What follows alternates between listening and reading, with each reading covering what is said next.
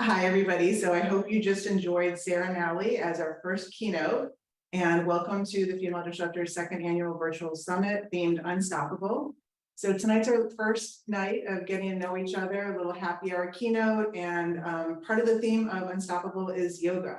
So I'm happy to introduce Tymi Howard. And I just want to give you a little bit of background. So I met Tymi here, and I'm coming from Orlando. Tymi is right now in Charleston, but she owned the yoga studios that I went to and inspired me to get my yoga certification. And what an amazing personal development journey that is. So I just want to underline like how important it is to keep working on ourselves. That's why everybody is here, Female Disruptors. We want to inspire, we want to educate, and we want to collaborate on lifting each other up and leveling the playing fields. So Tymi's session is going to be on malas, mantras, and meditation, which was my favorite part of my yoga certification. And besides yoga certification, I just want to mention that we are also sponsored by Desir, and they are offering 4 MBA scholarship opportunities to attendees to the second annual Female Disruptors Virtual Summit. So that's super exciting. And another example of advancing your education, if that is something that fits within your realm, it's awesome. So super grateful for that. And with that, Tymi, I am going to turn it over to you. Thank you so much, Lisa. Namaste. And I didn't realize that it was your favorite part of teacher training.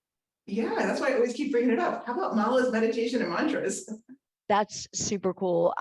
Another element that we've added into the malas, mantra, and meditation portion of the training, as well as whenever I lead these workshops. And I just have to tell you, it's one of the most popular workshops that I do, whether I do it in the studio or I do it at festivals. People are hungry to learn about it. I think because we wear these necklaces, these malas so much to sort of let people know, hey, I'm practicing yoga and I am trying to be more mindful and conscious and enlightened even. And then they're like, well, I'm wearing this so that it sort of symbolizes and reminds me of things, but also I'd like to know more, like, what is it about? And it truly is a tool for us to use. And for those of us who struggle with dipping our toe into meditation and it seems a little overwhelming to sit, breathe, and clear your mind, right? Just breathe in, breathe out, let it go. If thoughts arise, let it go. And it can seem a bit daunting. And so the practice of mantra or sound healing gives us an actual activity. We're speaking, we're repeating. It's actually called in yoga japa japa, and it means the yoga of repetition. And so the mala, the actual mala, gives us something that we can feel. The traditional malas are made out of rudraksha seeds, and they have a texture to them, and no actual mala or rudraksha seed is the same. So as we practice our mantra with our malas and we recite our mantra, it becomes a form of meditation. And in the yoga tradition, we usually use Sanskrit because it's one of the oldest languages. It's very mathematical, older than Hebrew even. And when we speak in Sanskrit, the actual vibrations or words that we're speaking vibrate our lines of energy, nadis, we call them in yoga. You may have heard the term meridians. We have over 72,000 lines of energy that make us up. But when we chant these mantras in Sanskrit, it vibrates those nadis or meridians in a way that, one, it wakes us up. It's like a little internal earthquake in our body. So it wakes us up, it shakes us up into an sort of shakes things up and loosens up things that are stagnant or blockages in our bodies. And when I say body, I don't just mean our gross physical body, right? That is one layer of us, but our energetic bodies, our emotional bodies, our psychic bodies, and astral bodies. And those mantras, the repetition of these words that we're saying, vibrates those lines of energy, opens them up, and we begin to release old patterns, old ways of thinking, old ways of living. And these patterns or blockages, sometimes you'll hear teachers call them psychic knots. Um, the mantra actually begins to unravel those psychic knots. We call them samskaras.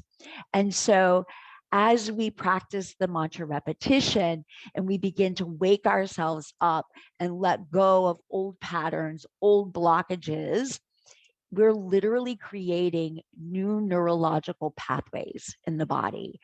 And, the mind is the most powerful, and the heart, the most powerful thing, powerful muscle we have. And I'm calling it muscle for lack of a better term, right?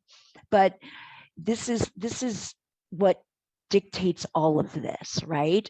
And so when we can actually create new neurological pathways, new ways of thinking, we begin to have new ways of living, new patterns, new habits. And what this is all about is about disrupting. So we're literally disrupting old patterns, blockages, old ways of thinking within ourselves, within our minds. And then when we go out into the world, we're disrupting those patterns, those societal patterns. We're waking others up just by our sheer vibration, what we're giving out and how we're living. And so we begin to wake people up, to shake things up, to release those samskaras and really create new grooves in society, within our small communities, and within the world. So that's a little bit about the power of Mala's mantra and meditation. So what I thought we would do is, Sanskrit can seem a little daunting as well. I know when I first started practicing yoga and the teachers were speaking, even the asanas in Sanskrit, I thought, I can't do this. One, I'm not smart enough, old pattern, old way of thinking. One, my tongue doesn't work that way. I have a super lazy, like Southern tongue. There's no way those words are going to roll off of my tongue fast enough in a yoga class. And, but I stuck with it. And what I realized was, we know these words, like on a cellular level. But the beauty of mantra is that maybe you have a word or two words that resonate with you, something that you're trying to cultivate, create in your own life, in your own body, maybe even in your own business, right? You can use whatever your native tongue is. I've taught yoga all over the world. I mean, I have students who do mantra in Mandarin and Cantonese, in English, in, let's see, Portuguese, students in the Ukraine, students in all over the UK. And so if the Sanskrit doesn't roll off your tongue or doesn't resonate with you, you can always use your native tongue, like I am powerful, I am healthy, I am abundant, I'm open to love, I am receptive, I am forgiving. Whatever, 1, 2, 3 word mantra you want to use, because some of the chants in yoga, right, as you know, can be long, like Om Gam Ganapataye Namaha Loka Samasta Sukhino Bhavantu Loka, and there's 108 seeds, and you can get a really pretty mala too that's made out of crystals or beads or stones. But like I said, the traditional practice mala is made out of rudrakshas.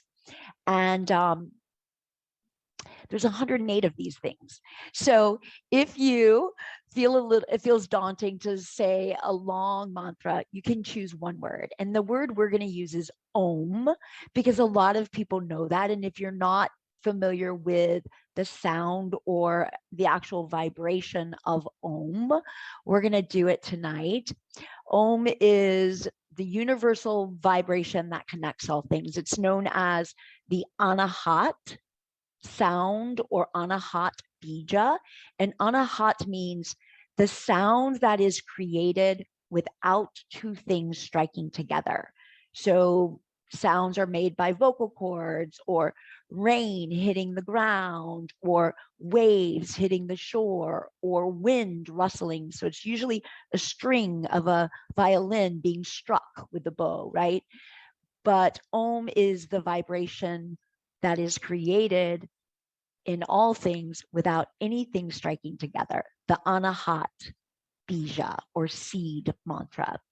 And so the actual practice of japa, if you have a mala or when you get your mala, is when you first get it, you choose it. Maybe you focus on getting a mala that is made with the crystals or jewels or stones that fall in alignment with what you're trying to create. Let's say you're trying to open up to love, being more open and receptive to receiving love and being open and more receptive to giving love. So you choose a rose quartz mala. Rose quartz is connected to that love. Or maybe it's prosperity and you choose jade or citrine.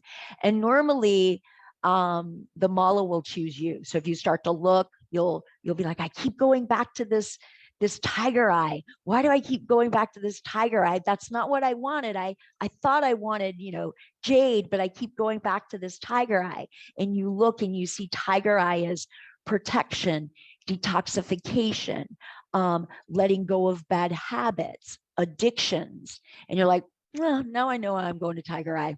I'm getting this tiger eye, right? And you can use that bija, that seed mantra of Om for every intention. It works for all of them. That's the beauty of it. So when you first get your mala or your mala chooses you, you want to kind of neutralize it. You can use sage, Palo Santos. You can charge it in the full moon, put it out in the full moon. Some say the sun, but the sun can kind of dry it out. So you want to cleanse it. You want to purify it. Frankincense oils are really good as well. And then once you've cleansed it so that it'll only take on your energy and your intention. In yoga, we call that intention sankalpa. Sankalpa means heartfelt intention. So you've cleansed it, and then you can take your mala and just hold it in your hands or up against your heart and set your sankalpa, your intention. And then once you've set that sankalpa, that intention, it is a tool to remind you of that very thing. Yeah. So you can wear it on your wrists, around your neck. If you practice yoga or meditation, you can put it on your mat at the top. So every time you are flowing through vinyasa or coming in and out of an asana, your gaze, your drishti glances and you are reminded of it. So then we charge it. And one of my teachers, Dharma Mitra, used to say, doing japa or mantra meditation is like putting karma coins in the bank, right? So we're charging and we're stocking up that good karma, that good energy. And we're also sending a direct message out to God, the universe, whatever you subscribe to, that we're ready to take action to create that very intention, that sankalpa, right? And so wherever you look, you go to Guru Google and you know, which hand do I hold my mala in for mantra? Everywhere you look, it'll say right, and then one will say left, and then one will say right. So I always say when you're first beginning, use your most dexterous hand, Yeah. And you want to allow your mala to drape in your middle fingers.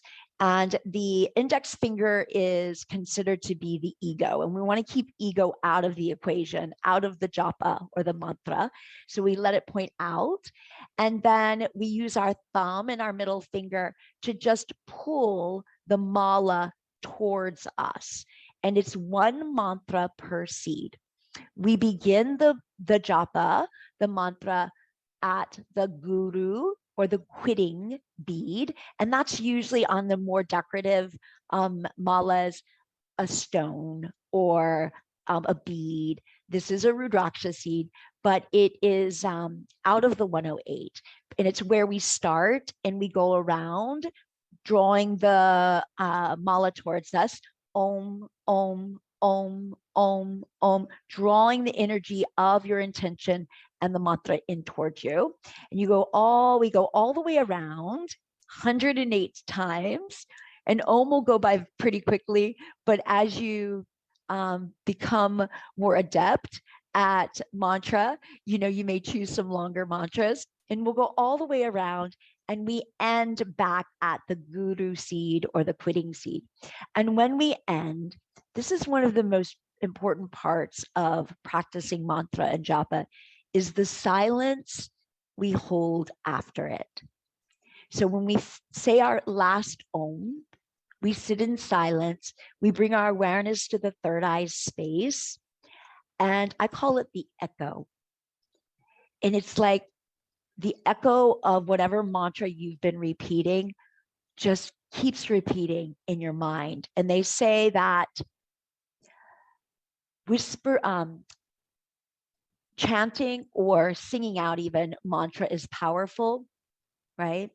Whispering mantra, even more powerful. Thinking mantra, the most powerful. So it's that silence, that sweet nectar of the mantra repeating in our mind while we remain silent, that is the juice, the best part, right? And so after we say our last om, we'll sit in silence, bring our awareness to the third eye space, ajna chakra, that stimulates the pineal or pineal gland, right? That connection to insight, intuition, and spiritual discernment. We'll bring our eye right there, the eye that looks into our soul, and we'll sit in silence for a moment, and then we'll close out. So it's a lot to give you, but if you have a mala, please find it and do the mantra with me, please, japa. And if you don't, it still is powerful. You can simply close your eyes and repeat the mantra of Om along with me. We're going to start with an intention. So hopefully, I love that this is at the beginning of the event, because you probably showed up with something that you're working on or something that you're trying to create and cultivate and manifest in your own personal life, in your business, or in your relationships, or all of the above. So you'll have an opportunity to really connect with that intention, that sankalpa, at the very, very beginning. All right. So if you would, just find a comfortable seat. If you have a mala, just rest it in your palms for a moment and close your eyes. Take a deep breath in through your nose. Exhale through your mouth. Bring your awareness to your third eye. Inhale. Exhale through the mouth. Empty out, creating space for grace. And then just allow your breath to flow in and out through your nose only.